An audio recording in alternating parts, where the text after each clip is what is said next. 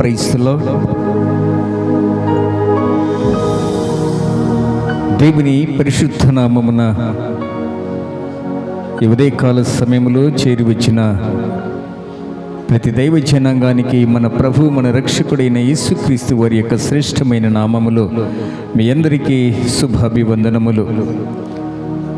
సజీవుడైన దేవుడు ఇంతవరకు కూడా ఈ దినము వరకు కూడా మనల్ని సజీవులుగా ఉంచిన ఆ మహోన్నతమైన యేసుక్రీస్తు వారికి మనమందరము కృతజ్ఞతాస్తుతులు చెల్లించబద్దులమైనాం.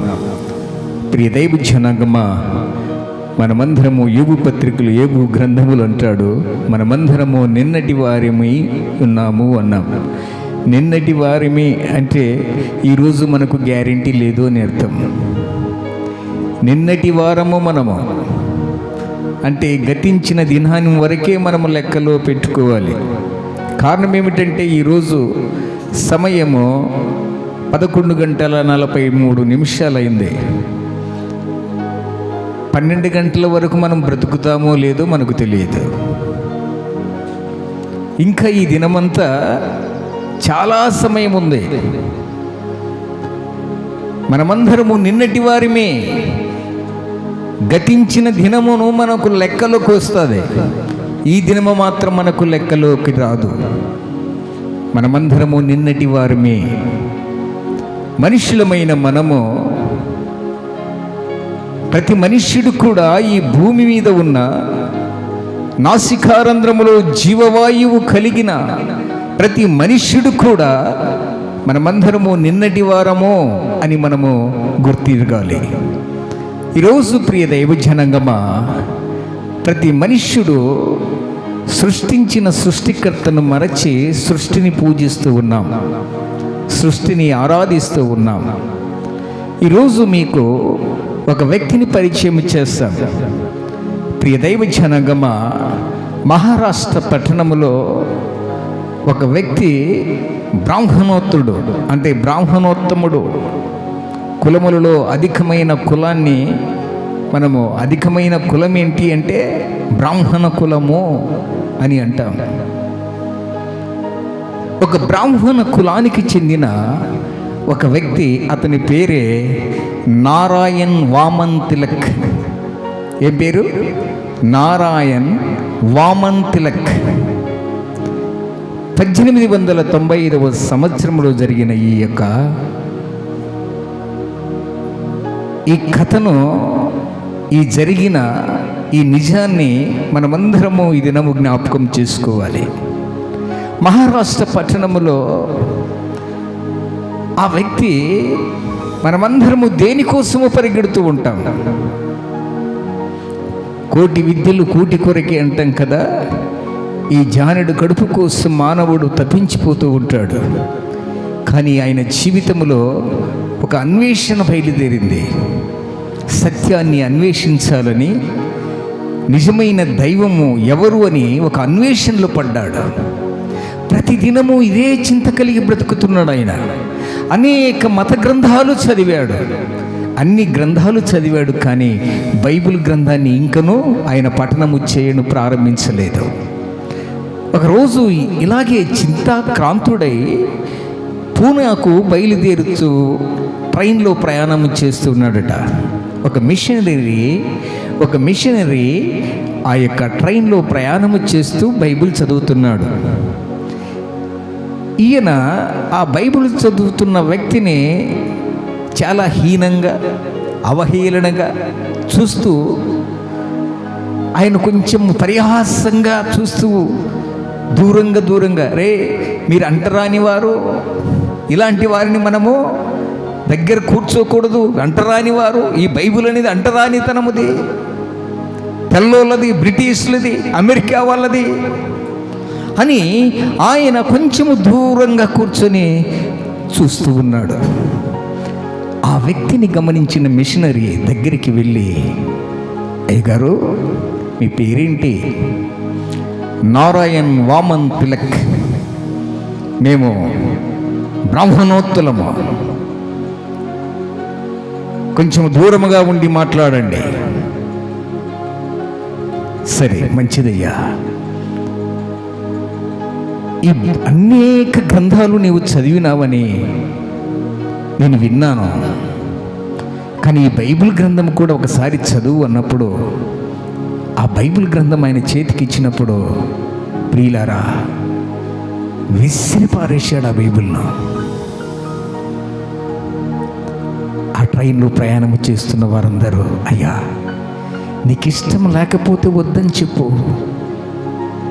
ఎందుకు ఆ బైబిల్ను అలా పారవేశావని చెప్పి అక్కడ అన్నప్పుడు మరలా ఏదో మనస్సులో మనస్తాపము కలిగి, మనస్సులో మనస్సాక్షి అనేది ఉంటుంది కదా, మరలా బైబిల్ గ్రంథమును తీసుకొని వచ్చి అలాగే చూచి చూడనట్టుగా ఉన్నాడు. ప్రియ దైవ జనగమ, ఆ బైబిల్ గ్రంథమును ఇంటిలో ఒక కిటికీలో పెట్టి అనేక గ్రంథాలు చదువుతున్నాడు. కానీ 3 నెలలైనా కానీ ఆ ట్రైన్లో అతడు పొందుకున్న బైబిల్ గ్రంథాన్ని కూడా తెరవట్లేదు. ఒకసారి రాత్రి ఆలోచన చేస్తూ ట్రైన్లో ఈ సంఘటన జరిగింది కదా, నేను సత్యాన్ని, నిజమైన దైవాన్ని ఆరాధించాలని నేను అన్వేషిస్తున్నాను కదా, అనేక గ్రంథాలు చదివినాను కదా, సరే ఈ గ్రంథాన్ని కూడా చదువుదామని చెప్పి మొదలుపెట్టాడు. ప్రియులరా, ఆయన ఆ బైబిల్ గ్రంథాన్ని మొదలుపెట్టాడు. 3 నెలల్లో బైబిల్ పూర్తి చేశాడు. బైబిల్ పూర్తి చేసి ఏకాంతంగా ఒక ప్లేస్కి వెళ్ళి ఆయన బైబిల్ని ధ్యానం చేసి ప్రార్థిస్తూ గొప్ప ప్రార్థనాపరుడైపోయాడు. వెంటనే ఇంటికి వెళ్ళాలని ఆశపడ్డాడు. ఈ విషయం తన భార్యతో, తల్లిదండ్రులతో పంచుకోవాలని ఆశపడ్డాడు. బైబిల్ గ్రంథాన్ని తీసుకుని ఇంటికి వెళ్ళగానే ఈయన యొక్క చర్యలు వారు కనిపెడుతూ ఉన్నారు. ఉదయాన్నే లేస్తే పూజలు చేసేవాడివి, ఉదయాన్నే చేస్తే మన దేవుళ్ళను ఆరాధించేవాడివి, నీకేమైంది ఈ దినమో అని ఆశ్చర్యంగా చూస్తున్నారు తన తల్లిదండ్రులు, తన భార్య. చూస్తే బైబిలుకు లోబడిన వ్యక్తిగా ఆ సిలువలో వదకు తీయబడిన గొర్రె పిల్ల ఎలా మౌనముగా ఉంటుందో ఆ ఇంటిలో అలాగూ మౌనమైపోయాడు ఆయన. తన భార్య చీకొడుతుంది, కన్న తల్లిదండ్రులు చీకొడుతున్నారు. ఒరే దుర్మార్గుడా, ఆ నీచమైన సంస్కృతిని మన ఇంటిలోనికి ఎందుకు తీసుకొని వచ్చావురా? నువ్వు ఒక కుక్కవురా. మనం ఎవరిమో తెలుసా? బ్రాహ్మణోక్తులము, పూజారుల్లో ప్రథమ పూజారులము మనము. మన చేత దేవుని ఆరాధించబడుతూ ఉంటారు, ప్రజలందరూ మనకు నమస్కారము చేస్తారు. అలాంటి బ్రహ్మోత్తరులమైన మనము ఇలాంటి బైబిల్ పట్టుకుంటే ఎంత అవమానమురా, అది అంటరానిదిరా, అది తెల్లోళ్ళదిరా అని వారు చీకొడుతున్నప్పుడు నా యేసయ్య వదకు తీయబడిన గొర్రె పిల్లల ఇలా మౌనముగా ఉంటాడో అలా మౌనం వహించాడు. ఆయన పేరు నారాయణ్ వామన్ తిలక్. ప్రియులారా, వారు వారు చెప్పుచున్న మాటలు, వారు ఎంత అసహ్యంగా మాట్లాడుతున్నారో అవన్నీ విన్నాడు. విని చివరికి భార్యతో చెప్పాడు,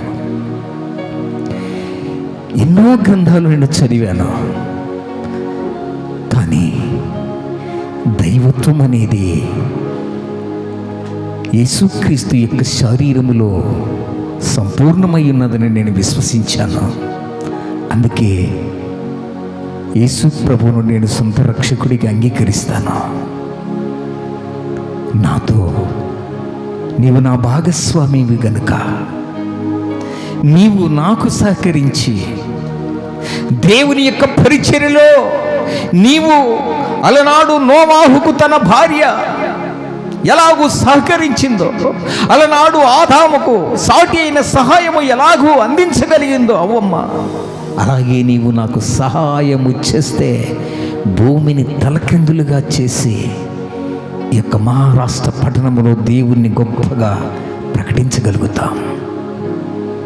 ప్రియులారా, ఇంటికి దీపం ఇల్లాలు అంటారు కదా, ఆ ఇల్లాలు సహకరించకపోతే నీవు ఎంత గొప్ప కలెక్టర్ అయినా, జడ్జి అయినా, ప్రధానమంత్రి అయినా, నీవు ఎంత ముఖ్యమంత్రి అయినా, ఎంత అధికారి అయినా కానీ నీ భార్య నీకు లోబడకపోతే నీ అధికారాలన్నీ వేస్టే. భార్య, ప్రతి పురుషునికి భార్య సహకరిస్తేనే ఆ పరిచర్య వర్ధిల్లుతుంది. అలనాడు ఆదాముకు సహకరించబట్లే ఆ పరిచర్య వర్ధిల్లింది. అలనాడు నోవాహు ఓడ కట్టుచున్నప్పుడు తన భార్య సహకరించడం వలనే ఆ నోవాహు అంత జలప్రలయములు కూడా ప్రియులారా తన కుటుంబాన్ని రక్షించుకోగలిగాడు. దేనికైనా భార్య సహకారం అవసరం. ఆ భార్యతో చెప్పినప్పుడు ఇంత ఆశ్చర్యంగా ఉంది ఈ బైబిల్, ఇంత దైవత్వముతో కూడినది ఈ బైబిల్ అని ఒకటే వచనం చదివేదండి. కొలసీలకు రాసిన పత్రిక 2వ అధ్యాయము 9వ వచనము చదవమని చెప్పాడు. ఆ యొక్క వచనమును చదువుకుందాం. కొలసీలకు రాసిన పత్రిక 2వ అధ్యాయము 9వ వచనము, దైవత్వము యొక్క సర్వ పరిపూర్ణత శరీరముగా క్రీస్తునందు నివసించుచున్నదే. చప్పట్లు కొట్టి దేవుణ్ణి మహిమపరుస్తామా. ఆమె పేరు లక్ష్మీబాయి తిలక్. గూగుల్లో రాత్రి సెర్చ్ చేశాను నేను, ఈయన హిస్టరీ ఏంటి అని. లక్ష్మీబాయి 1895లో దేవుణ్ణి విశ్వసించింది తల్లి లక్ష్మీబాయి తిలక్. ఏ కులాస్తులు వీరు? ఏ కులస్తులండి? బ్రాహ్మణోత్తములు. ఆ వచనము చదివి నారాయణ్ వామన్ తిలక్ ఎలాగో మార్చబడ్డాడో ఆ యొక్క వచనము చదివి లక్ష్మీబాయి తిలక్ గారు విశ్వసించింది. 2-3 దినాలలో ఆ సత్యాన్ని ఆరాధించడం మొదలుపెట్టింది. అయ్యా, నీవెక్కడైతే బాప్తిసం పొందావో, ఎక్కడైతే యేసుక్రీస్తుని విశ్వసించావో, ఏ ప్రాంతములో దేవుడు మనను పట్టుకున్నాడో అలాంటి చోటే కూడా మనమందరము ఇరువురిమి దేవుని యొక్క సువార్త పరిచర్య చేయాలి. ఇంత గొప్ప సాక్ష్యము కలిగి, ఇంత గొప్ప దేవుడు, దైవత్వము యొక్క సర్వ పరిపూర్ణత క్రీస్తులో ఉన్నదని గ్రహించి ఈరోజు నీవు ఆయనను విశ్వసించావు. నీ సేవకు, నీ పరిచర్యకు నేను సహకరిస్తానని ఆ భార్య, ఎవరండి? లక్ష్మీబాయి తిలక్ గారు. వెంటనే ఆమె కూడా బాప్తిసం తీసుకొని ప్రియులారా మహారాష్ట్ర పట్టణములో 400 మందిరాలు, సంఘాలు కట్టారు. చప్పట్లు కొట్టి దేవుని మహిమ. 400 సంఘాలు కట్టి క్రీస్తును ప్రకటించింది, క్రీస్తును ప్రభువుగా ప్రకటించింది. ప్రియులారా, వారందరూ అడిగారు, యేసుక్రీస్తుని ఎందుకు నీవు విశ్వసించావయ్యా? ఇన్ని మత గ్రంథాలు చదివావు కదా, ఆ గ్రంథాలలో దొరికిన పదార్థం ఏంటి, పరమార్థం ఏంటి అన్నప్పుడు ఆయన అన్నాడు, దైవత్వము యొక్క సర్వ పరిపూర్ణత క్రీస్తులో నేను చూశాను. ఆయనలో పాపము లేదు, ఆయన కామ క్రోధ మోహ మదమాశ్చర్యము లేని దేవుడు, ఆయన సర్వ శరీరములో దైవత్వము ఉంది. అటువంటి దేవుణ్ణి నేను ఎప్పుడూ చూడలేదు. అటువంటి దేవుడు నాకు దొరుకుట నా జన్మ కారణం. అటువంటి దేవుని నేను ఆరాధించాలి. అటువంటి దేవుడు దొరుకుట మాకు అసాధ్యమో. ఎన్నో గ్రంథాలు చదివాను, కానీ ఎన్నో మత గ్రంథాలు తిరిగేశాను, సత్యాన్వేషణ, దైవాన్వేషణలో పడ్డాను, కానీ ఇలాంటి దేవుని నేను ఎప్పుడు చూడలేదమ్మా. పాపము లేని దేవుడు. ఆయనలో పాపమున్నదని ఎవడు స్థాపించగలడు? చూపులో పాపము లేనివాడు, నోటి మాటలతో ఎవరిని కూడా దుర్భాషలు మాట్లాడిన వాడు కాదు. అటువంటి దేవుని నేను ఎక్కడా చూడలేదు. ఒక వ్యభిచారిని అమ్మా అని పిలిచిన దేవుడు. ఈరోజు ఒంటరైన ఒక స్త్రీని చూస్తే ఆ స్త్రీని ప్రియులారా చూసినప్పుడు మనసుతో, మంచము మీద పాపము చేయకపోయినా మనసుతో పాపము చేయాలని ఆశపడే ఈ సమాజము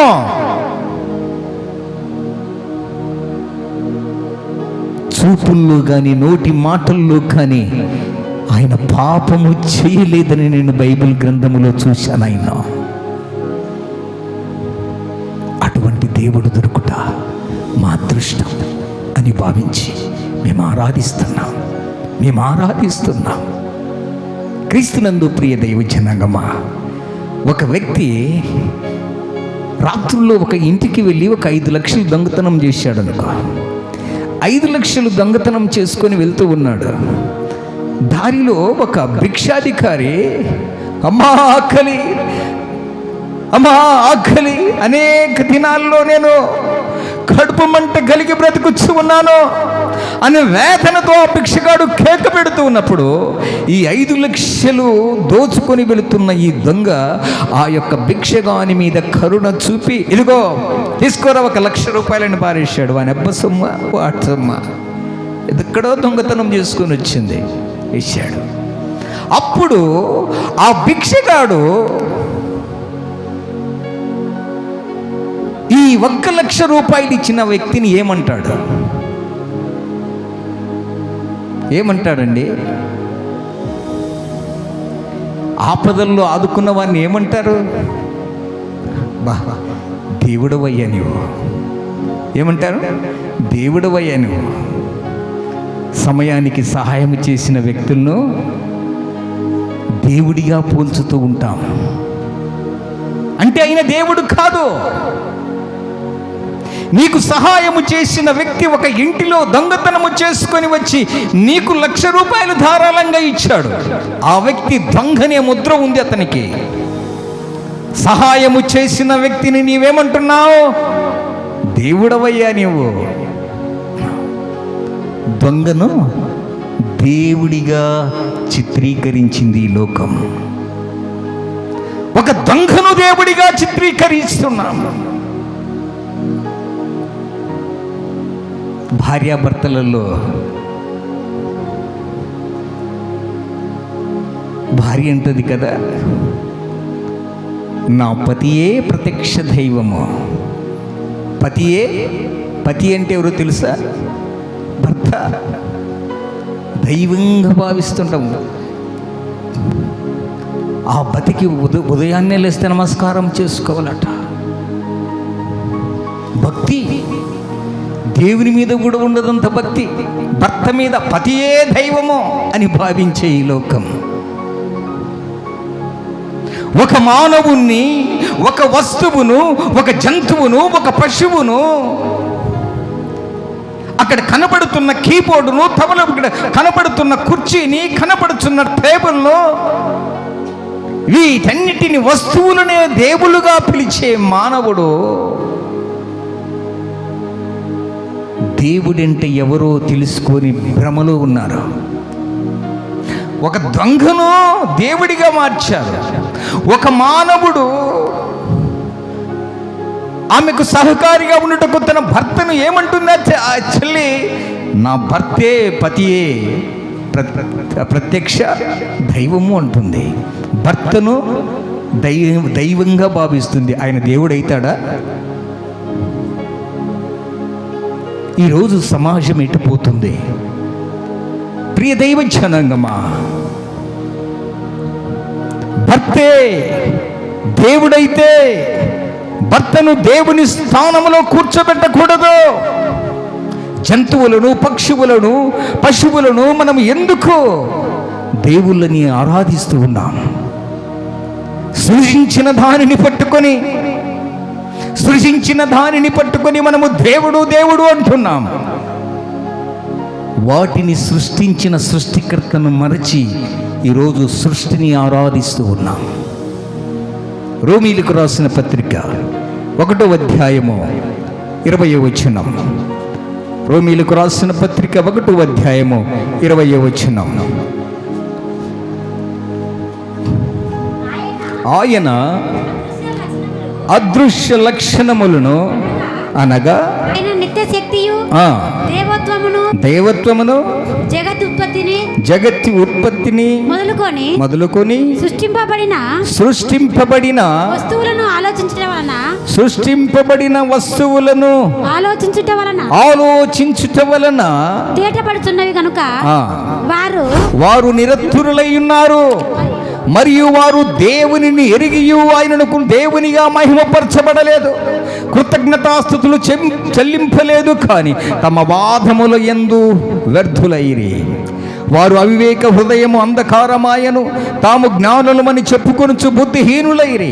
వారు అక్షయుడగు దేవుని మహిమను క్షేమగు మనుష్యుల యొక్కయు పక్షుల యొక్కయు చతుష్పాద జంతువుల యొక్కయు పురుగుల యొక్కయు ప్రతిమా స్వరూపమునకు మార్చిది. కనబడినదల్ల దేవుడని మనుష్యుడు ఆరాధించుతూ ఉన్నాడు. ఈ టేబుల్ ఎక్కడి నుంచి వచ్చింది? చెట్టు నుంచి వచ్చింది. చెట్టును బాగా చెక్కితే చెక్క అవుతుంది, చెక్కను బాగా చెక్కితే టేబుల్ అవుతుంది. ఈరోజు వస్తువులను కూడా మానవుడు ఆరాధిస్తూ ఉన్నాడు. సృష్టించిన సృష్టికర్త. అందుకే ఆకాశం ఆలకించు, భూమి చెవియొగ్గువు. నేను పిల్లలను చేసి పెద్దవారిగా చేసినాను, వారు నా మీద తిరుగుబాటు చేస్తూ ఉన్నారు. సృష్టిని ఆరాధిస్తూ ఉన్నప్పుడు సృష్టికర్తకు కోపము రాదా? కన్న తండ్రిని పట్టుకొని కన్న తండ్రిని మరచి వేరొకరిని తండ్రి అంటే ఆయనకు కోపము రాదా?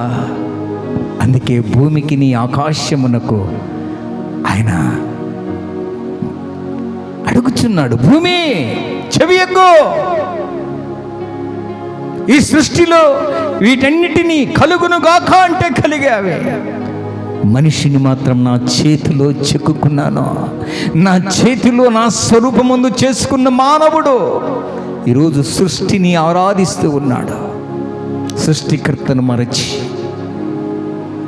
కనబడినల్లగా జంతువును ఆరాధిస్తున్నాం, కనబల్ల పశువును ఆరాధిస్తూ ఉన్నాం, ఒక వస్తువును ఆరాధిస్తూ ఉన్నాం. దేవునికి ఆయన వేదనతో ఈ మాట చెప్తున్నాడు, ఆకాశమా ఆలకించు, భూమి చెవియొగ్గు. ప్రియులారా, ద్వితీయోపదేశ ఖండము 4వ అధ్యాయము 18వ వచనములో ఒక చక్కని మాట రాయబడింది. చూడండి, ద్వితీయోపదేశ ఖండము 4వ అధ్యాయము 18వ వచనం.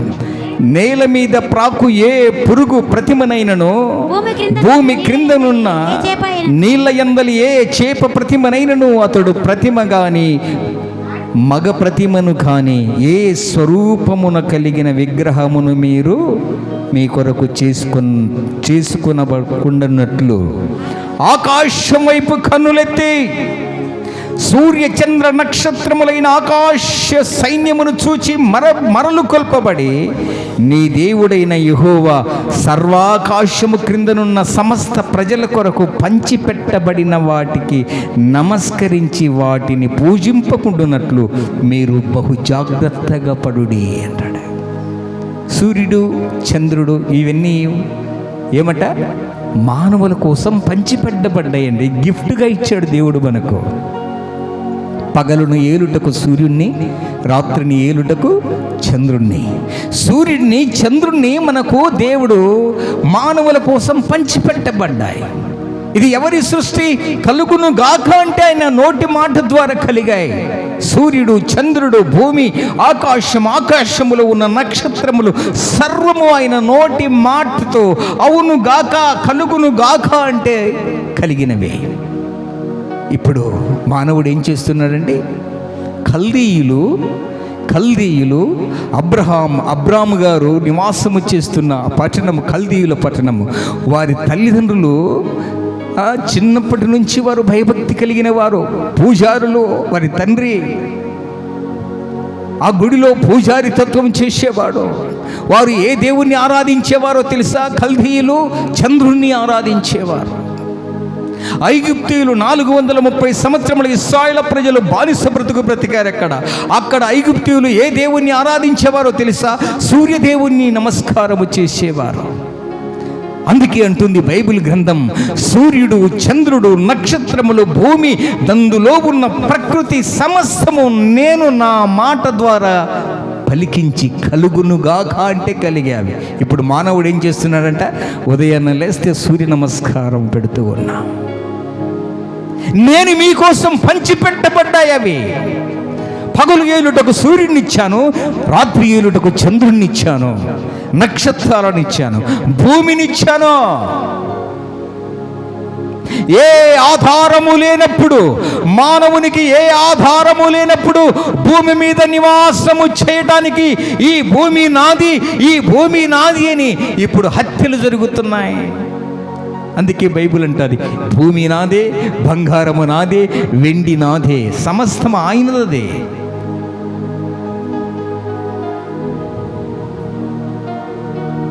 భూమిని శూన్యములో వేలాడదీసిన దేవుడైనా, ఏ ఆధారము లేనప్పుడు మానవులు భూమి మీద నిలవాలి అంటే ఒక ఆధారం అనేది ఉండాలి. ఈరోజు నీవు నిలుస్తూ, నీవు పంటను ప్రియులారా భూమిని దున్నుచు, సాగు చేయుచు, పంటలు పండిస్తూ నీవు ఈ భూ ప్రపంచములో జీవనము కొనసాగిస్తున్నావు కదా. ఇది ఎవరిది? ఆయన ఇచ్చిన తండ్రి, ఆయన ఇచ్చింది. అది భూమి ఆయనది. ఆ భారం అంతా ఎవరు మోస్తున్నాడు? దేవుడు. భూమి శూన్యములో వేలాడదీశాడట. అంటే భూమికి ఆధారము లేనప్పుడు శూన్యములో వేలాడదీశాడు. అంటే ఈ భూమి యొక్క స్విచ్ ఎవరి దగ్గర ఉంది? భూమి యొక్క స్విచ్ ఎక్కడుంది? దేవుని దగ్గర ఉంది. ఎప్పుడు స్విచ్ చేస్తే అప్పుడు పోతాం, అంతే. ఇప్పుడు ఆన్ చేసి ఉంది స్విచ్, ఎప్పుడు ఆఫ్ చేయాలో ఆయనకు తెలుసు.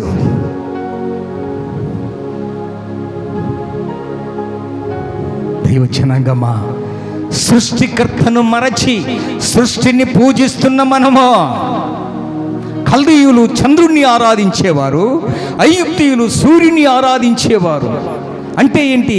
ఇక్కడ గ్రంథము చెబుతున్న మాట ఏమిటి అంటే, మీరు జాగ్రత్త పరుడి, నీ దేవుడైన యెహోవా సర్వాకాశము క్రిందనున్న సమస్త ప్రజల కొరకు, ఏ దేశము కాదు, ఏ మతము కాదు, ఏ కులము కాదు, భాష ప్రాంత భేదము లేకుండా ప్రపంచంలోనికి ఒక్కడే సూర్యుడు, ఒక్కడే చంద్రుడిగా దేవుడు బహుమానముగా పంచిపెట్టబడినట్లుగా ఈరోజు దేవుడు మన కోసం సర్వాకాశమును, సర్వ భూమిని, అందులోని ప్రకృతిని అనుభవించమని చెప్పి ఇచ్చిన దేవుడు మన కోసం పంచిపెట్టబడి ఇచ్చాడు. దేనిని ఇచ్చాడు మనకు? సూర్యుడు పంచిపెట్టబడి. అంటే దేశానికి ఒక సూర్యుడిని ఇచ్చాడా? ఆస్ట్రేలియాకు ఒక చంద్రుడిని, అమెరికాకు ఒక చంద్రుడిని, ఇంగ్లాండ్కు ఒక చంద్రుడిని, భారతదేశానికి ఒక చంద్రుడిని, ఒక సూర్యుడిని ప్రత్యేకించబడలేదు. సర్వ ప్రపంచానికి ఒక్కడే సూర్యుడు, సర్వ ప్రపంచానికి ఒక్కడే చంద్రుడు, సర్వ ప్రపంచానికి నక్షత్రములు, భూమి, ఇవన్నీ ఆయన పంచిపెట్టబడినవి. పంచిపెట్టబడిన వాటిని మనం అనుభవించాలి. ఈ మాట బాగా వినండి. పంచిపెట్టబడిన వాటిని మనం అనుభవించాలి. పంచిపెట్టబడిన వారిని ఆరాధించాలి. పంచిపెట్టబడినది ఎవరు? ఈ సృష్టిగా చేసి ఈరోజు ఈ భూమి మీద ఉన్న ఆకాశములో ఉన్న సమస్తాన్ని మనకు మీరు ఏలుడి అని ఆయన మన కోసం పంచిపెట్టబడ్డాడు, పంచిపెట్టి ఇచ్చాడు. ఇప్పుడు పంచి ఇచ్చిన దాన్ని మనం ఏం చేయాలా? అనుభవించాలి. అంటే దాన్ని ఆరాధించకూడదు.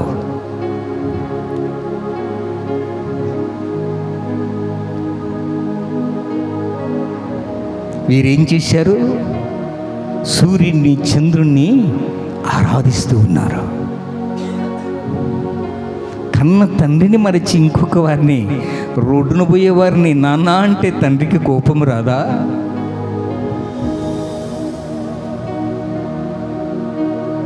పంచిపెట్టబడిన వాటిని మానవుడు అనుభవించాలి, పంచిపెట్టబడిన దేవుణ్ణి మనం ఆరాధించాలి. ఆ పంచిపెట్టబడిన దేవుడే నేను ఈరోజు ప్రకటిస్తున్న నజరేయుడైన యేసు క్రీస్తు ప్రభుల వారు. మన కోసం సమస్తమును పంచిపెట్టబడ్డాడు ఆయన. మన కోసం ఆయన ప్రాణాన్ని త్యాగము చేశాడు ఆయన. ఏ ఒక్కరు పాపములో నరకానికి పోవుట ఇష్టము లేదు కనుక 2025వ సంవత్సరముల క్రితము యేసుక్రీస్తు వారి లోకానికి వచ్చి ఆయన మానవుడిగా వాక్యమై ఉన్న దేవుడు శరీరమును దాల్చుకుని మన కోసం తన ప్రాణాన్ని ఇచ్చాడు. ఈయనంటాడు, నారాయణ్ వామన్ తిలక్ గారు అంటారు, ఆయనలో ఏ పాపము లేదు. ఇన్ని గ్రంథాలు చదివాను, కానీ ఒక వ్యక్తి, ఒక స్త్రీ పాస్టర్ గారి దగ్గరికి వచ్చి అన్నదట, నా భర్త నాకు దొరకడం చాలా అదృష్టం అండి.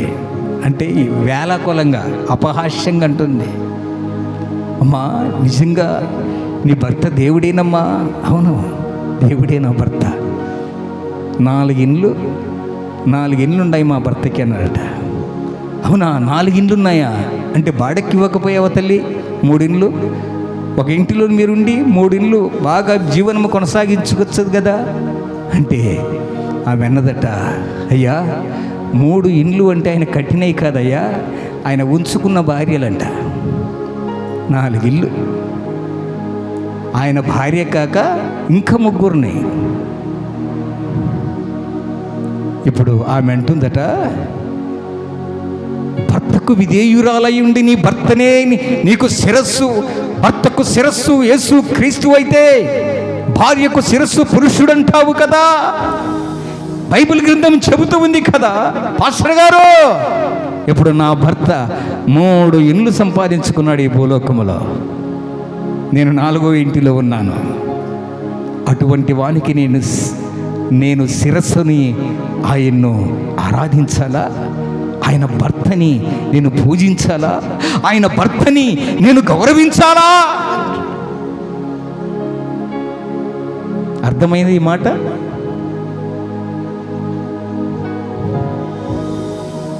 భర్త అనేవాడు ఏక పురుషుడు, అంటే ఏకమైన వారు, ఏక శరీరముగా ఉన్నవారు, ఏక పత్ని పురుషుడు కావాలి. దైవరాజ్యము నీవు చేరాలంటే ఏక పత్ని పురుషుడుగానే ఉండాలి.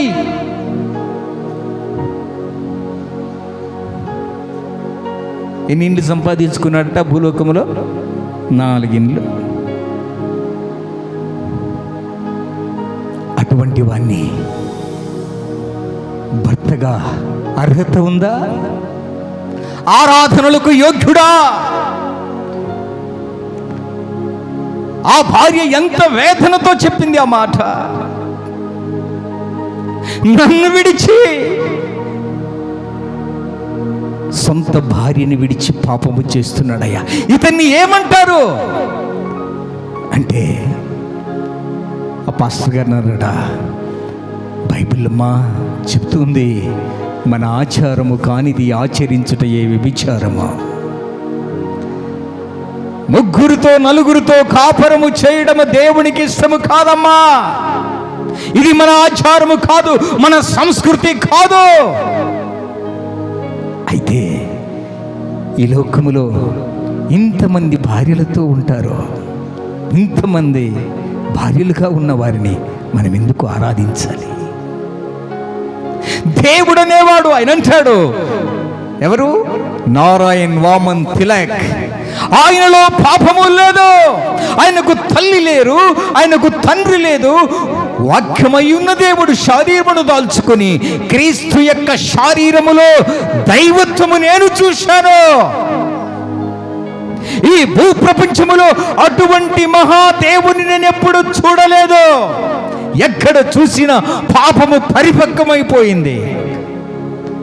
వాడు వ్యభిచారి అయినా వాడిని ఆరాధిస్తూ ఉన్నాం, వాడు దొంగ అయినా వాడిని ఆరాధిస్తూ ఉన్నాం. ఇంత గొప్ప మహానుభావుడు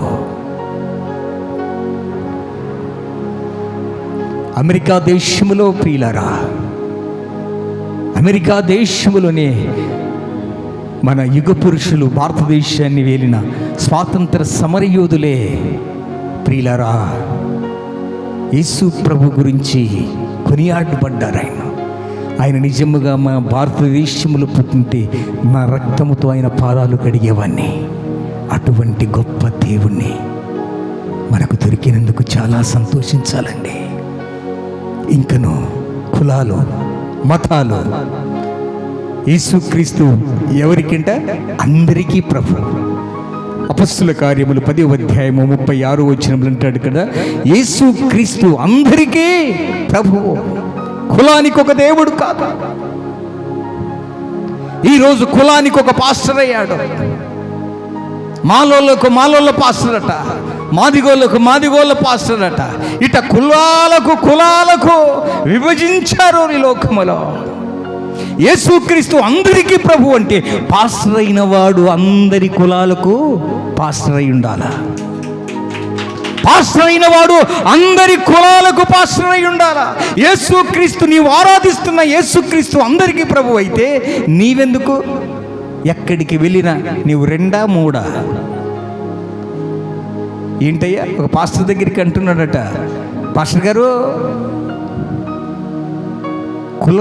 కులము అడగదానికి సంశయపడి ఏమంటాడట, నువ్వు రెండా మూడా అంటే ఆయనకు అర్థం కాలే.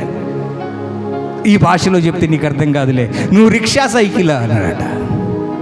అంటే ఈ భాష చెప్పినా కానీ నాకేం అర్థం కావట్లేదయ్యా, రిక్షా సైకిల్ అంటే ఏంటయ్యా, సాక్ష్యా ఈనాడా అంటాడట.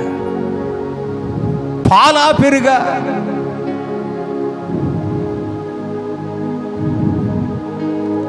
ఇదేమో నాకు అర్థం కావట్లేదయ్యా. పాలు పెరుగంటావు, సాక్షి ఈనాడు అంటావు, రిక్షా సైకిల్ అంటావు, 3 2 అంటావు.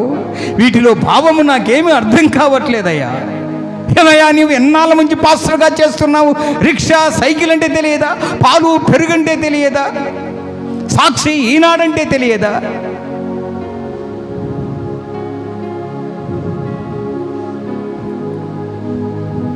చివరికి అన్నాడట, అయ్యా నేను ఎప్పుడు కూడా ఇలాంటివి నేను బోధించలేదయ్యా, నీ మనసులో ఉన్నది నాకు చెవులోనైనా చెప్పు అన్నాడట. పాస్టర్ గారు, మీ కులమేంటి? మీ కులమేంటి? నా కులం చెప్తాను విను. ఆయన చెప్పడం మొదలుపెట్టాడట, మా కులం సేవకులం, మా కులం యాత్రికులం, మా కులం ప్రేమికులం, మా కులం యాజకులం, మా కులం యాజకులం, రాజకులం.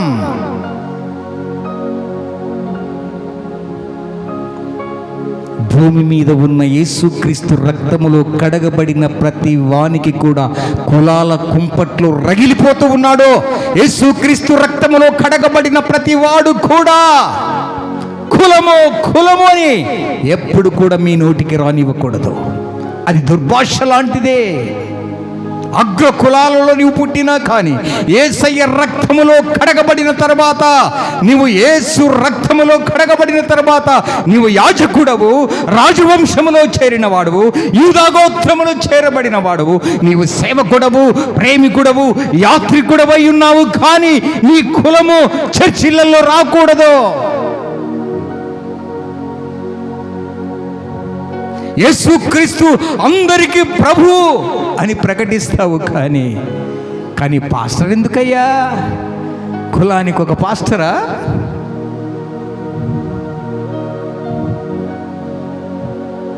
ఇదివరకు ఒక 6 నెలల క్రితము ఇక్కడికి వచ్చారు.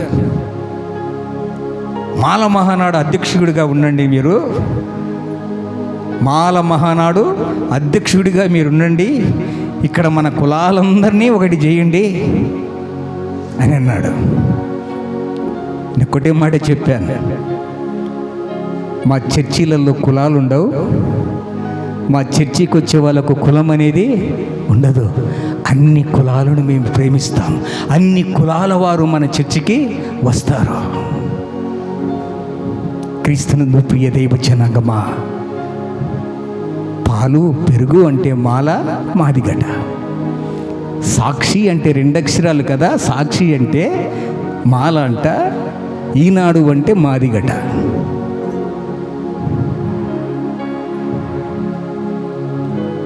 అంటరానితనముగా, అంటరానితనము ఎప్పుడో కొట్టివేయబడింది. అంటరానితనముతో నువ్వు బ్రతుకుతే ఆ చట్టాన్ని తెచ్చి నేను జైలు వేస్తారు, జాగ్రత్త. ఇప్పుడు SC/ST అట్రాసిటీ కేసు అని వచ్చేసింది. ఎస్సీలను తిట్టాలంటే భయపడుతున్నారు. ఎక్కడికి వెళ్ళినా నీవు ఎస్సీయా, నమస్కారం సార్, నువ్వు ఎస్టీయా, నమస్కారం సార్. ఎందుకంటే నాన్ బెయిలబుల్ కేసులు పెడతారని.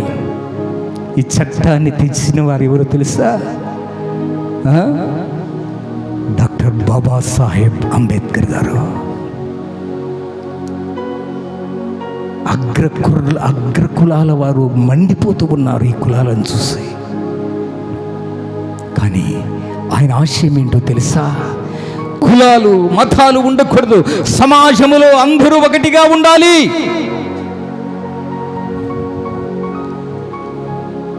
సమాజంలో అందరూ ఒకటిగా ఉండాలి, కులాలు కుంపట్లు పెట్టకూడదు అని ఆయన ఆశయంతో యేసుక్రీస్తు వారు 2000 సంవత్సరం క్రితము ఈ భూప్రపంచములోనికి ఎందుకు వచ్చాడో తెలుసా?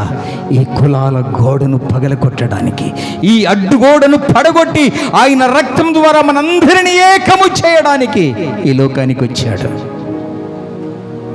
క్రీస్తునందు ప్రియ దైవ జనగమా, ఆయన ఎవరో తెలుసా ప్రియులారా? ఆయన ఎవరో తెలుసా? యేసు దేవునికి ఉండవలసిన గుణాలు ఏంటో తెలుసా? ఆయన స్వయంభవుడు. స్వయంభవుడు అంటే ఎవరు? ఉన్నవాడు, అనువాడు. పేరు లేదా ఆయనకు? మోషే అన్నాడు, అయ్యా యెహోవా దేవా, దేవా నీ పేరేంటని చెప్పాలి. ఐగుప్తుకు వెళ్ళమంటున్నావు, కర్ర ఇచ్చావు, నీతో మాట్లాడిన దేవుడు ఎవరు అని నేను చెప్పాలంటే నీ పేరేమని చెప్పాలన్నప్పుడు దేవుడు అంటాడు, నేను ఉన్నవాడను, అనువాడను. మనమేం చెప్తాం? కాపును, కమ్మను, రెడ్డిని, మా గోత్రం ఏంటో తెలుసా అంటాడు. యేసుక్రీస్తు ప్రభుల వారు అన్నారు, ఏమన్నాడు?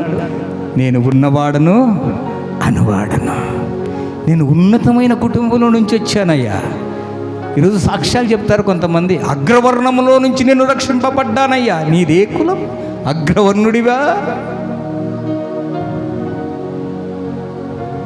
ప్రియులారా, స్వయంభవుడు దేవుడికి ఉన్న మొట్టమొదటి యొక్క గుణం ఏమిటంటే స్వయంభవుడు అంటే ఉన్నవాడు, అనువాడు. 2వ గుణం ఏంటో తెలుసా ప్రియులారా? సర్వశక్తిమంతుడు. సర్వశక్తిమంతుడు అంటే అన్ని చేయగలిగిన శక్తి సామర్థ్యము కలిగిన వాడు.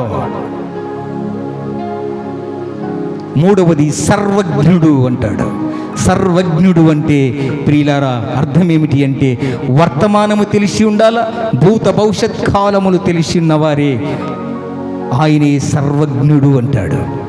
అందుకే దావీదు మహారాజు ఒక మాట అంటాడు, 139 దావీదు కీర్తనలో 1వ వచనములు అంటాడు, దేవా నన్ను పరిశోధించి చూడు. మా మాటను 139వ అధ్యాయము 1వ వచనం, యెహోవా నీవు నన్ను పరిశోధించి తెలుసుకున్నావు, నేను కూర్చుండుటను, నేను లేచుటను నీకు తెలియను, నాకు తలంపు పుట్టక మునిపే. Praise the Lord. నీవు కూర్చుండేది, నీవు నడిచేది, నీవెక్కడ ఉండేది, ఏ సమయంలో ఎక్కడ ఉంటావో అవన్నీ తెలుస్తుంది నీకు ఆయనకు. అందుకే ఆయనకు సర్వజ్ఞుడు, అనంత జ్ఞాని, సర్వజ్ఞుడు, సర్వమునెరిగినవాడు అయినా సర్వమును గుర్తెరిగిన వాడు, సర్వమును భూత భవిష్యత్ కాలములను ఆయన తెలిసినవాడు గనుక ఆయన పేరు సర్వజ్ఞుడు. దేవునిలో ఉన్న మొట్టమొదటి గుణం స్వయంభవుడు, రెండవది సర్వశక్తివంతుడు, మూడవది సర్వజ్ఞుడు. అందరిలో అందరినీ చూసే దేవుడు ఆయన. అందుకే హాగరు గర్భవతి అయి అరణ్యములో ఉన్నప్పుడు ప్రియులారా, దేవుడైన యెహోవా అంటాడు, హాగరు నీకేమి వచ్చింది, ఇక్కడ ఎందుకు వచ్చావు అరణ్యములో? అయ్యా, నా యజమానురాలకు షారాయి చేతుల్లో బానిస బ్రతుకుతున్నానయ్యా, చీవాట్లు పెడుతుందయ్యా నన్ను అన్నప్పుడు, నీవు వెళ్ళి ఆమె చేతి క్రింద అణిగి మణిగి బ్రతుకు అన్నాడు. ప్రియులారా, ఒంటరిగా ఉన్నప్పుడు దేవుడు ఆమెకు ప్రత్యక్షమైనాడు. అందుకే ఆ తల్లి అంటుంది, హాగరు నేను ఎక్కడో దాక్కుంటే, నేను ఎక్కడో ఈ అరణ్యములో ఒక మూలన దాగి ఉంటే నీవెట్లా కనుగొన్నావయ్యా? అందుకే చూచుచున్న దేవుడు నీవే అని ఆమె పేరు పెట్టింది దేవునికి. చప్పట్లు కొట్టి దేవుణ్ణి మేము పరుస్తాం. ఈరోజు మన దేవుడు ఎవరో తెలుసా? చూచుచున్న దేవుడవు. చూచుచున్న దేవుడు, చూచే దేవుడు, వినే దేవుడు, మాట్లాడే దేవుడు, నడిచి వచ్చే దేవుడు. ఈరోజు నీవు ఆరాధిస్తున్న దేవుడు ఇలాంటి జీవము కలిగిన దేవుడు, చలించే దేవుడు, మాట్లాడే దేవుడవు నీవు. మాట్లాడని చెట్టువు, రాయివి నీవు కాదు, మాట్లాడే దేవుడవు నీవు. ఆయన మాట్లాడే దేవుడు హాగరుతో మాట్లాడుచున్నాడు. హాగరు, నన్ను ఎలా కనుగొన్నానయ్యా? మిట్ట మధ్యాహ్నము సుఖారను బావి దగ్గర ఒక ఒంటరి స్త్రీ కూర్చున్నప్పుడు, సమరయ స్త్రీ, ఆమె పేరు, యవనస్తురాలు. యవనస్తుడైన యేసుక్రీస్తు రమారమి 33 సంవత్సరములు యవన వయస్సులో ఉన్నాడు ఆయన. ఒక స్త్రీ ఒంటరిగా కూర్చున్నప్పుడు పిచ్చి పిచ్చి ఆలోచనలు వస్తాయి. మానవునికి మంచము మీద పాపము చేయకపోయినా మనసులో పాపము చేయాలని తప్పించిపోయే మానవుడు ఆ స్త్రీని చూసి యేసయ్యను గూర్చి వర్ణిస్తాడు ఆయన. ఎవరండి?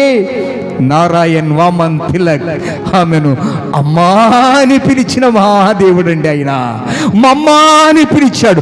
ఒక స్త్రీ ఒంటరిగా కనపడితే ఏకసక్కంగా మాట్లాడే పశువులు లాంటి మానవులు ఈ సమాజములో ఉంటే,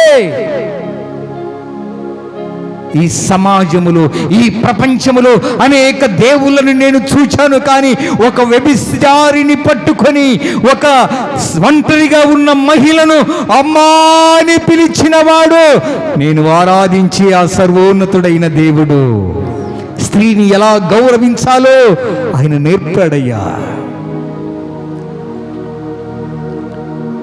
ఎవరట ఆయన? చూచుచున్న దేవుడవు నీవే యేసయ్యా. ఎవరట ఆయన? చూచుచున్న దేవుడు. పేరు పెట్టింది ఎవరు? ఆ పేరు పెట్టింది ఎవరు? హాగరు. ఆమె అనుకున్నది, అరణ్యములో కూర్చున్నాను, నా భర్తకు చెప్పకుండా, యజమానురాలికి చెప్పకుండా గర్భవతి, వారందరూ వెతుకుతున్నారు అక్కడ. ఏమైపోయింది? హాగరు గర్భవతి అయింది. ఆమె ఎలాగైపోతుందని వాళ్ళు బాధపడుతున్న తరుణములో దేవుడు ప్రత్యక్షమై అంటున్నాడు, హాగరు నీకేమి వచ్చింది? అరణ్యములో ఉన్నావు. అయ్యా, నన్ను ఎలా చూశావయ్యా నీవు? అందుకంటది కదా వాక్యము, నేను కూర్చుండు చోటును, నేను నడుచు చోటును, ప్రతి చోటు నా దాగు చోటు అయ్యా నీవేనయ్యా. నేను ఎక్కడ ఉన్నా, సముద్ర గర్భములో దాగుకున్న, ఆకాశములో రెక్కలు ఎగిరి పారిపోతూ ఉన్నా, రెక్కలు కట్టుకొని వెళ్ళినా కానీ నన్ను నీవు చూస్తున్నావని నేను గ్రహిస్తున్నానయ్యా. ఇంత అరణ్యములో నేను ఎవరికి చెప్పకుండా ఈ అరణ్యములో దాగి ఉంటే నన్ను చూచిన దేవుడవయ్యా నీవు. అంటే సర్వమును కూడా నీవు ఎరుగు. అందుకే నీవు సర్వజ్ఞుడవైన దేవుడవు. సర్వజ్ఞుడు, అంత తెలుసు ఆయనకు. మొదటి సమూయేలు గ్రంథము 2వ అధ్యాయం 3వ వచనం అంటాడు, మొదటి సమూయేలు గ్రంథము 2వ అధ్యాయము 3వ వచనం. యెహోవా అనంత జ్ఞాని అట. ఆయన ఎవరట? అనంత జ్ఞాని. అనంత జ్ఞాని. ప్రియులారా, చెట్టు మీదికి ఎక్కిన జక్కయ్యను పేరు పెట్టి పిలిచాడు. జక్కయ్యా, చెట్టు దిగిరా అన్నాడు. అంటే యేసయ్యకు ఆ పేరు ఎలా తెలిసింది? ఎవరైనా చెప్పారా? ఎవరైనా చెప్పారా? జక్కయ్య అనేవాడు చెట్టు ఎక్కుతున్నాడు, యేసు ప్రభువా నువ్వు రాగానే జక్కయ్య అని పిలువని ఎవరైనా శిష్యులు చెప్పారా? ఆయన సర్వజ్ఞుడు కనుక మన పేర్లు అన్నీ ఆయనకు తెలుసు. మన జీవిత చరిత్రంతా ఆయన జీవ కవలలో దాచిపెట్టబడి ఉన్నది. నీవు దేవుని కోసము నీవు కన్నీళ్లు కార్చిన కన్నీరు బుడ్డిలో ఎత్తబెట్టబడి ఉన్నది. చెట్టు మీద ఉన్న జక్కయ్యను, జక్కయ్యా దిగిరా. పేరు ఎవరు చెప్పారు ఆయనకు? సర్వజ్ఞుడు గనుక నీ పేరు తెలుసు, నా పేరు తెలుసు ఆయనకు. నీ పేరు తెలుసు, నా పేరు తెలుసు. ఒక్కొక్కసారి సర్కస్ వాళ్ళు వస్తుంటారు, జిమ్నాస్టిక్ చేస్తా. ఒక పిల్లవాడికి ముఖం మీద బట్ట కప్పి వానికి అప్పుడు అన్నీ తెలుసు, ఆ టిక్కులని చెప్పేసి ఉంటాడు. ఆ అమ్మ దగ్గర ఎంత ఉంది? రూపాయి బిళ్ళ ఉంది అంటే ఇది నీకెలా తెలుసు? తహాజ్ మహిమ అంటాడు. ఆ అప్ప దగ్గర ఎంత ఉంది? 2 రూపాయలు ఉంది, ఇది నీకెలా తెలుసు? తహాజ్ మహిమ అంటాడు. ఆ ఎక్క దగ్గర ఎంత ఉంది? 3 రూపాయలు ఉన్నాయి, నీకెలా తెలుసు? తహాజ్ మహిమ అంటాడు. ఆ నాన్న దగ్గర ఎంత ఉంది? ఆ నాన్న దగ్గర 5 రూపాయలు ఉన్నాయి, 5 రూపాయలు ఉండేది ఆయన జోబిలో 5 రూపాయలు ఉండేది, నీకెలా తెలుసు? తహాజ్ మహిమ అంటాడు. ఇవన్నీ ట్రిక్కులు వాడికి ముందే చెప్పింటాడు. అమ్మ అంటే 1 రూపాయ, అయ్యా అంటే 2 రూపాయలు, అమ్మ అంటే 3 రూపాయలు, అప్ప అంటే 5 రూపాయలు అని ముందే వాళ్ళకు ట్రైనింగ్ ఇచ్చింటారు ఆ పిల్లలకి. లేకుంటే నా జోబిలో 5 రూపాయలు ఉండేదానికి ఎలా తెలుసు? అలా అయితే అందరూ సర్వజ్ఞులైపోతారు కదా, అందరూ సర్వమును ఎరిగిన వారైపోతారు కదా. సర్వజ్ఞుడు అనేవాడు ఒక్కడే, ఆయనే నేను ప్రకటించుచున్న నజరేయుడైన యేసు ప్రభుల వారు. ఆయనే సర్వజ్ఞుడు, ఆయనే స్వయంభవుడు, ఆయనే సర్వ సృష్టికి అర్థైన దేవుడు, ఆయనే సర్వశక్తివంతుడు. చివరి మాట, ఆయన సర్వంతర్యామి. అందుగలడు, ఎందుగలడు, ఎందెందోగలడు, సందేహం ఎందులకు అంటాడు కదా. ఈరోజు నేను ఇక్కడ ప్రకటిస్తున్నాను, ఇక్కడ పులి మధ్యలోనికి వెళ్ళాలంటే నాది అది అవుతుందా? ఇక్కడ నేను ప్రకటిస్తున్నాను, శ్రీనివాస్ సెంటర్లో మరలా నేను కనపడాలంటే ఇప్పుడు ఒకే సెకండ్లో అవుతుందా? కాదు. మానవుని తరము కాదది. సర్వంతర్యామి అంటే ఇక్కడ ఉన్నవాడు ప్రపంచమంతా ఉంటాడు, ఇక్కడ ఉన్నవాడు ప్రపంచమంతా ఉంటాడు, ఇక్కడ ఉన్నవాడు ప్రపంచమంతా ఉంటాడు. ప్రపంచమంతా వ్యాపింపచేసేవాడే ఆయన సర్వంతర్యామి అంటారు. ఒక మానవుడిగా ఇక్కడుండి నీవు వేరే చోట్లో కనపడలేవు. ఒక్కటే సమయములో ప్రియులారా, ఒకటే సమయములో నీవు కనపడలేదు గనుక నీవు మానవుడివి, నీవు మానవుడివి. ఆయన అందరిలో వ్యాపించే దేవుడు గనుక, అందరి దగ్గర అంటే ప్రపంచమంతయు వ్యాపించే దేవుడు గనుక ఆయనను సర్వంతర్యామి అంటారు. ఆయన ఎక్కడున్నాడు దేవుడు? హృదయమే నీ ఆలయం క్రీస్తు. ఎక్కడుంటాడు? ఎక్కడుంటాడు దేవుడు? హృదయములోనే ఉంటాడు. ప్రియులారా, ధర్మశాస్త్రం అనే అడ్డుగోడను పడగొట్టి శిలువ మరణము ద్వారా ఆ డేరెను 2గా చీల్చి కులాలను మతాలను విభజించి యేసు క్రీస్తు రక్తములో అందరినీ కడిగి పవిత్రపరిచిన తర్వాత ఆ డేరాను చించి ఇప్పుడు ఏం చేశాడంటే అందరినీ ఏకంగా చేశాడు. కాపులు లేదు, రెడ్డి లేదు, బలిజ లేదు, మంగిలి లేదు, సాకిరి లేదు, వడ్రంగి లేదు, మాల లేదు, మాదిగ లేడు, అన్ని కులాలను ఏకము చేసిన దేవుడే. అందుకే ఆయనను యేసుక్రీస్తు అందరికీ ప్రభువు అని అంటారు. అంటే మనము కూడా విశ్వాసులం కూడా, పాస్టర్ కాదు, విశ్వాసులు కూడా అందరికీ అన్ని కులాలకు అతీతంగా ఉండాలి. ప్రియులారా, కొందరికి కాదు, అందరికీ సువార్త చెప్పేవారిగా ఉండాలి. కొందరికి కాదు, మన కులస్తులకే కాదు. ఇంక నువ్వు కులమని కుంపట్లో నీవు ఉన్నట్లయితే ఇప్పుడే నజరేయుడైన యేసు ప్రకటించే ఈ వాక్యాన్ని చూసి నీవు మారాలి. బ్రాహ్మణోత్తముడు నారాయణ్ వామన్ తిలక్ తన కుటుంబ సమేతముగా తన తల్లిదండ్రులకు కూడా సువార్త ప్రకటించి దేవుని యొక్క సువార్తలో వారు పరిచర్యలో పాలిభాగస్తులై మహారాష్ట్ర పట్టణములో అనేక ప్రాంతములో దేవుని యొక్క పరిచర్య చేసి 400 సంఘాలను స్థాపించిన గొప్ప మహానుభావుడైన ఒక్క ఆత్మను రక్షించుకోలేం మనం. ఒక్క ఆత్మను, ఒక సంఘం కాదు కదా, ఒక ఆత్మను. క్రీస్తునందు ప్రియ దైవజనగమ, దైవత్వములో ఉన్న దైవత్వము ఎవరిలో ఉందట? దైవత్వం ఎవరిలో ఉన్నదట? క్రీస్తులేరా. దైవత్వము యొక్క సర్వ పరిపూర్ణత క్రీస్తు శరీరములో నివసించుచున్నది.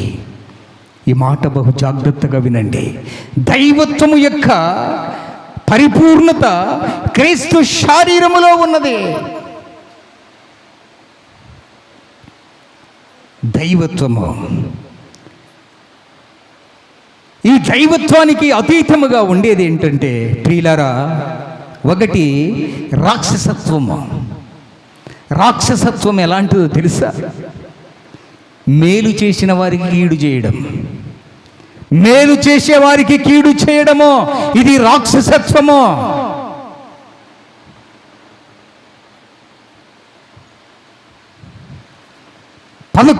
పన్నెండు మంది శిష్యుల్లో ఒకడున్నాడు, ఇస్కరియోతు యూదా.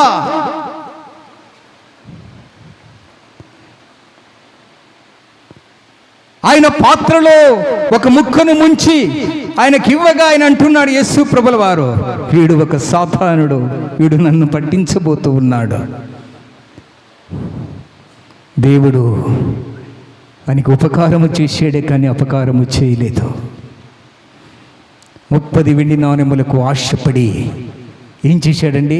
యేసుక్రీస్తు ప్రభుల వారిని సిలువకు అప్పగించాడు. ఏమంటారు? ఇతన్ని రాక్షసత్వము వానిలో ఉంది. మేలు చేసిన వారికి కీడు చేయడమే రాక్షసత్వము. రెండవది, రాక్షసత్వానికి అతీతమైనది పశుతత్వం. ఏంటట? పశుతత్వం. రాక్షసత్వానికి అతీతమైనది ఏంటి? పశుతత్వం. పశుతత్వం అంటే ఏంటో తెలుసా? క్రూరుడు. మన నాగరాజుకు పాలు పోసి పక్కల బండ పెట్టుకో.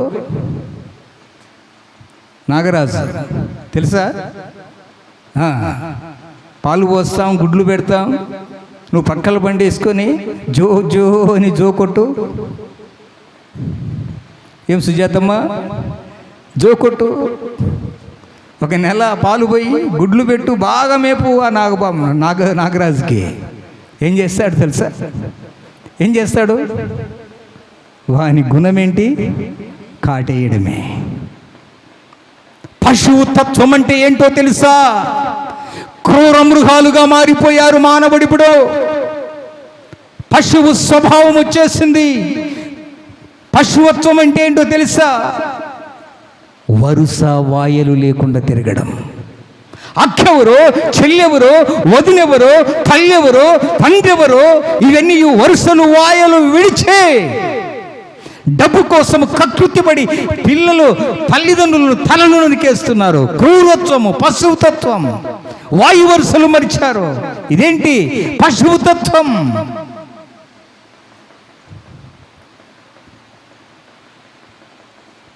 ఎంతగా సాకావు, ఎంతగా పోషించావు నాగరాజును. నాగరాజుకు అంత ప్రేమగా నీ బిడ్డలకు పెట్టకపోయినా కానీ, నీ బిడ్డలకు తిండి పెట్టకపోయినా కానీ, నాగరాజుకు మాత్రం 3 పూటలు పాలు పోస్తున్నావు, 3 పూటలు గుడ్డిస్తున్నావు. ఇప్పుడు ఏం చేసింది నాగరాజు? కాటేస్తుంది కదా, దాని స్వభావం అటువంటిది. ఒకటి రాక్షసత్వమునకు అతీతమైనది పశువుతత్వం. పశువుతత్వమునకు అతీతమైనది మానవత్వం. పశువుతత్వమునకు అతీతమైనది ఏంటి? మానవత్వం. మానవత్వం గురించి చెప్పాలన్నా ప్రియులారా, మేలు చేస్తే మేలు చేస్తాడు, కీడు చేస్తే కీడు చేస్తాడు. ఒకవేళ నాకు ఎవరైనా మేలు చేశారనుకో, వారిని కూడా నేను మేలు చేయాలని ఆశపడతా. మేలుకు ప్రతిగా మేలు చేసేవాడు మానవుడు. పశుతత్వం అలాంటిది కాదు.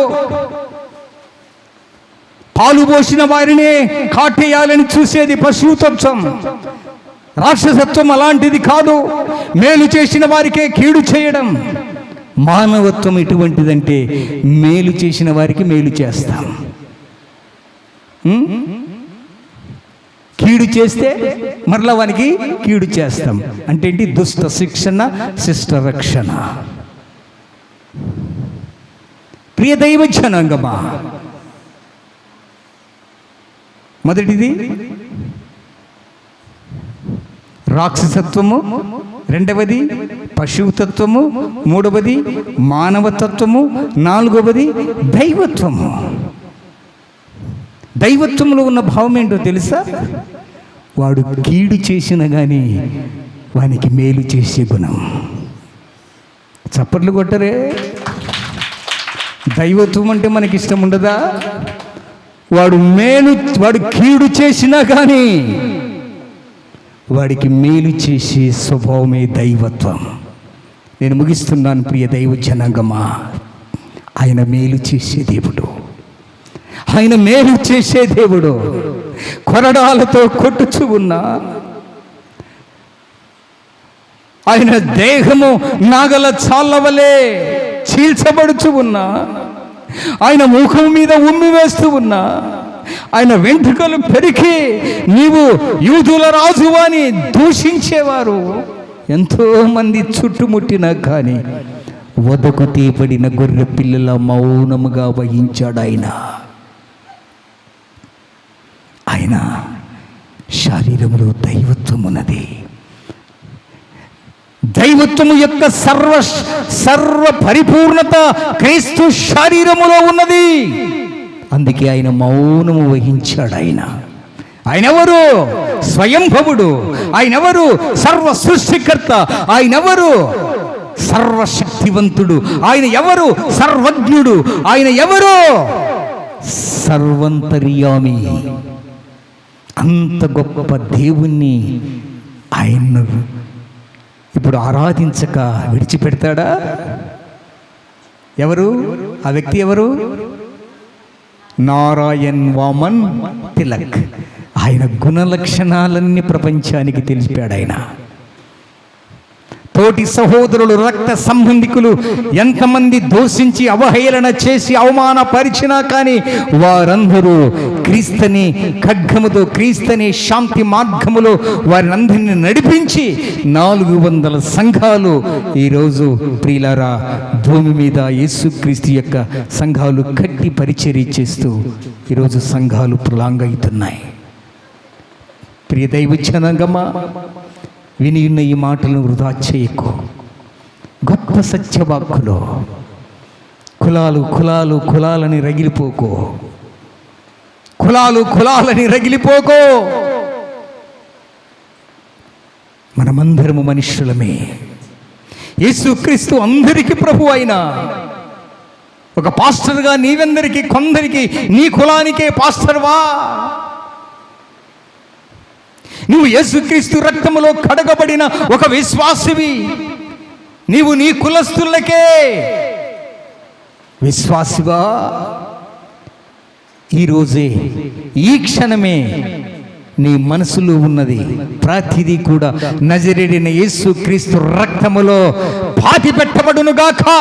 ఆ కులాల కుంపట్లో రగిలిపోతున్న ప్రతి వారిని ప్రియులారా యేసు క్రీస్తు రక్తములో కడగబడి ఇప్పుడైనా దేవుని యొక్క సువార్తను ప్రపంచానికి అందించుటకు మనందరినీ దేవుడు ఏర్పాటు చేసుకున్నట్లుగా దేవుని ఆరాధిస్తాం. దేవుడి మాటలను దీవించి ఆశీర్వదించులాగున అందరూ మోకరిల్లుదాం. Praise the lord. దేవా నీకు స్తోత్రములు, మహోన్నతుడా నీకు స్తోత్రములు, సర్వోన్నతుడా నీకు స్తోత్రములు, యేసయ్యా నీకు స్తోత్రములు. అందరిలో వ్యాపించి అందరిలో ఉన్నవాడవు దేవా, నీవు అనంత జ్ఞానివయ్యా. ఆగరంటుంది నీవు చూచుచున్న దేవుడవు. ఆయన జ్ఞానమునకు మితిమీ లేదు. జక్కయ్యాను పేరు పెట్టి పిలిచిన దేవుడు, సర్వశక్తిమంతుడవయ్యా, స్వయంభువుడవయ్యా. పర్వతములో భూమి పుట్టక మునిపోయినే ఉన్న దేవుడవు, ఆదియు అంతమునై ఉన్న దేవుడవు. అబ్రహాము పుట్టక మునిపే నేను ఉన్నాను అని తెలిపిన దేవుడవు. అందుకే నీవున్నవాడవు అనువాడను. ఏ ఆధారము లేకపోయినా భూమిని శూన్యములో వేలాడదీసిన దేవుడవయ్యా. ఒక వస్తువు కావాలంటే చెట్టు కావాలంటే ఆ చెట్టును అయ్యా చక్కగా మార్చి ఆ చెక్కను టేబులుగా మార్చింది. ఒక వస్తువు, మనుషులు తయారు చేసిన వస్తువులను ఆరాధిస్తూ ఉన్నారయ్యా. ఏదైనా ఒక వస్తువు నిలబడాలంటే ఒక ఆధారము కావాలి. భూమి మీద అయ్యా నీకు ఆధారము లేకపోయినా నిన్ను సృష్టించిన సృష్టికర్త నీకు ఆధారముగా ఉండాలని ఆయన ఈ లోకానికి వచ్చాడు. ఈ భూమి మీద ఉన్న ప్రతి వస్తువు సృజింపబడిన వాటిని మనము పూజింపకూడదు. సృష్టించిన సృష్టికర్తని మనము ఆరాధించాలి.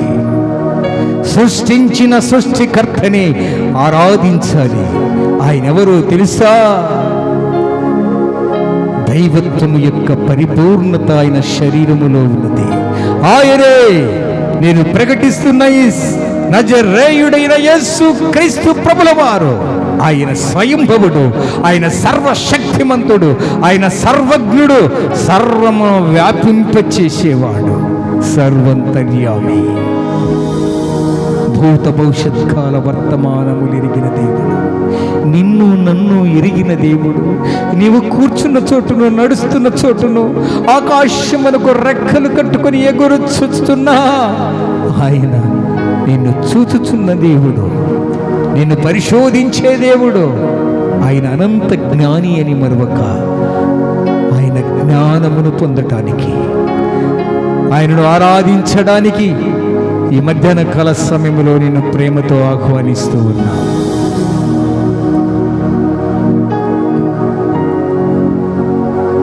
ఆయన ఆరాధించు, ఆయన కనపరచు. ఒక బ్రహ్మోత్తముడు క్రైస్తవుడిగా దేవుణ్ణి ఆరాధించాడు. తన కుటుంబ సమేతముగా దేవుణ్ణి ఆరాధిస్తూ ఉన్నారు. నీవు కూడా మాతో సహకరించి సంత రక్షకుడిగా ఆయనను అంగీకరించి ఆయనను ఆరాధించు. ఆయన సృష్టికర్త, ఆయన స్వయంభవుడు, ఆయన సర్వశక్తివంతుడు. ఆయన లేకుండా ఏదీ కలుగలేదు. ఆయన ద్వారా ప్రపంచములో నిర్మాణములైనవి ఆయనే. యేసు క్రీస్తు ప్రభుల వారు, యేసు ప్రభు. ఆయన స్త్రీలను అమ్మా అని పిలిచిన దేవుడు, అంత గొప్ప దేవుడు. ఆయనలో ఏ పాపము లేదు. కామ క్రోధ మోహ మదమాశ్చర్యము లేని దేవుడు. వదకు తీయబడిన గొర్రె పిల్లల మౌనము వహించిన దేవుడు, నీలో ఉన్న పశుతత్వము, నీలో ఉన్న రాక్షసత్వము, మానవత్వము, ఈ మూడింటిని చేరి ఈరోజు మనుష్యుడు ఆరాధిస్తున్నాడు. క్రూరులను, శత్రుత్వంతో నిండిన, క్రూరత్వంతో నిండిన మనుష్యుడు ఈరోజు పతియే ప్రత్యక్ష దైవమని భర్తలను ఆరాధించేవారు. సృష్టికర్తను మరచి భర్తను ప్రేమించు, కానీ ఆరాధించుకు. ఆరాధనలకు యోగ్యుడు ఆ నజరేయుడైన యేసు ప్రభుల వారు. ఆయనను ఆరాధించు. ఆయన సర్వమును సృష్టించిన సృష్టికర్త. పంచిపెట్టబడిన వాటిని అనుభవించు. ఈ భూమిని, ఆకాశమును, సమస్తమును ఎవరైతే సూర్య చంద్ర నక్షత్రాదులను పంచిపెట్టాడో ఆయనను నీవు ఆరాధించు. ఆ ఆరాధనలకు యోగ్యుడు నేను ప్రకటిస్తున్న నజరేయుడైన యేసు ప్రభుల వారు. ఆయన్ను ఆరాధించు, ఆయన ఆరాధించు.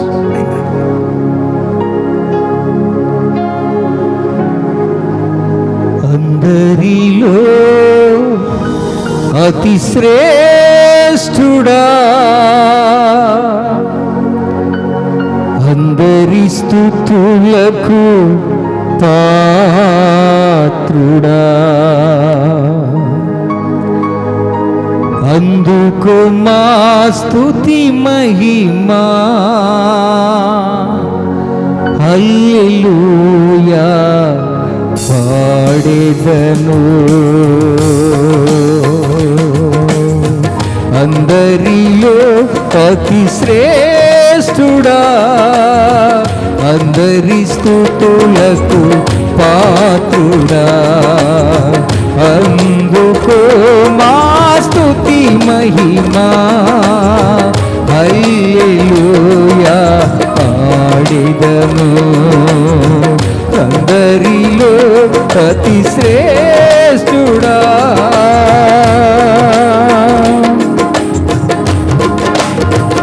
అందరి ఆంతర్యమెరిగిన వాడా, అందరిలో నివసించువాడా, అందరి ఆంతర్యమెరిగిన వాడా, అందరిలో నివసించువాడా, ఆకాశ విశాలం సృజించినావు, ఆకాశం కన్నా మహోన్నతుడవు, అందరిలో అతి శ్రేష్ఠుడా, అందరి స్తుతులకు పాత్రుడా, అందుకో మా స్తుతి మహిమా. హల్లెలూయా పాడెదను. హల్లెలూయా పాడెదను. ప్రభో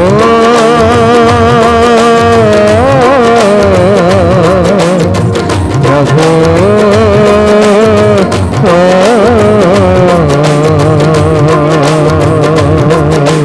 దీనుడనైలలో నీ సన్నిధి చేరాను, దీనుడనైలలో నీ సన్నిధి చేరాను.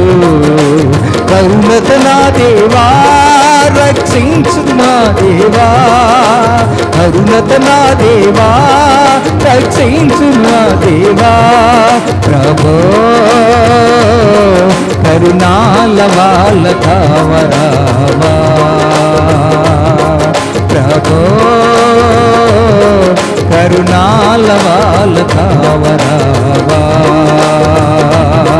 కరుణాల వాళ్ళ కావరావా, కరుణాల వాళ్ళ కావరావా, కరుణాల వాళ్ళ కావరావా. Praise the Lord, praise the Lord. మహోన్నతుడా, ప్రేమ కలిగిన తండ్రి, సర్వాధికారియు సర్వోన్నతుడైన దేవుడవు, ఈ మధ్యాహ్న కాల సమయంలో నాయన నీ వాక్కులు నా ప్రభు విని ఉన్న నీ బిడ్డలను జ్ఞాపకము చేసుకుని తండ్రి, దైవత్వములోని యొక్క సర్వ పరిపూర్ణత ఈ శరీరములో దాగి ఉన్నదయ్యా. అవునయ్యా, స్వయంభవుడవు, ఉన్నవాడవు, అనువాడవు, సర్వశక్తిమంతుడవు, సర్వజ్ఞుడవు అయినా సర్వంతర్యామివి, అందరిలో వ్యాపించి అందరిలో నివసించువాడు, ఈ లోకములో ఉన్నవాడి కంటే నీలో ఉన్నవాడు గొప్పవాడు. ఆయనే మనం ఆరాధించి ఆ దైవం, ఆ గొప్ప దేవుడు మనకు దొరికినందుకు, ఆ గొప్ప దేవుడు మనల్ని ఆరాధిస్తున్నందుకు, ఆ గొప్ప దేవుడు ఆయన మనకు దొరికినందుకు నారాయణ్ వామన్ తిలక్ గారి కుటుంబము ఆయన ఆరాధిస్తూ 400 సంఘాలు కట్టుటకు దేవుడు కృపనిచ్చాడు. దేవా, ఆయనకిచ్చిన ఆత్మీయత, ఆయనకిచ్చిన అభిషేకము ఈ రోజునైనా మాకు కావాలయ్యా. ఆత్మాభిషేకము కావాలయ్యా, నీ ప్రార్థనా శక్తి కావాలయ్యా. కృంగిపోయిన మా జీవితాలను లేవనెత్తన్నయ్యా. సృష్టిని అయ్యా, సృష్టికర్తను మరిచి సృష్టిని ఆరాధిస్తున్న మేము అయ్యా, నీ సన్నిధానములు జ్ఞాపకము చేసుకోని